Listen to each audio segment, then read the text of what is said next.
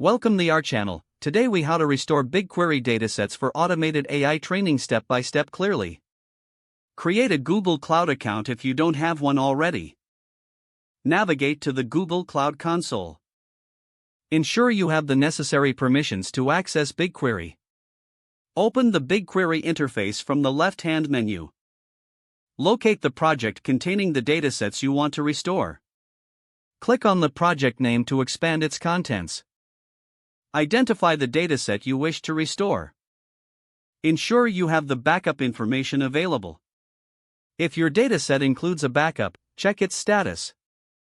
In the query editor, construct a SQL query to recreate the dataset. Use the create dataset statement followed by your dataset name.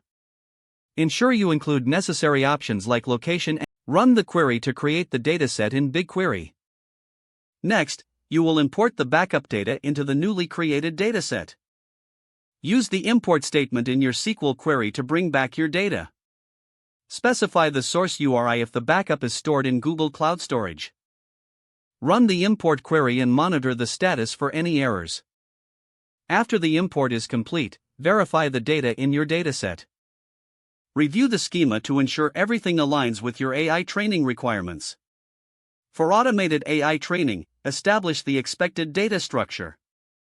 Integrate the restored dataset into your AI model training pipeline. Save and document the process for future reference. You have successfully restored BigQuery datasets for automated AI training. If the page does not load, refresh the browser or try again in a private or incognito window. Make sure you are using the correct email address, then retype it carefully to avoid small typos. If your password is not accepted, use the reset option and create a new strong password you can remember. Check your spam folder for verification or security emails, then complete any requested confirmation steps. Enable two-factor authentication if available to improve account security and reduce unauthorized access risk. Don't forget to like this video and subscribe to our channel for more step-by-step tech guides.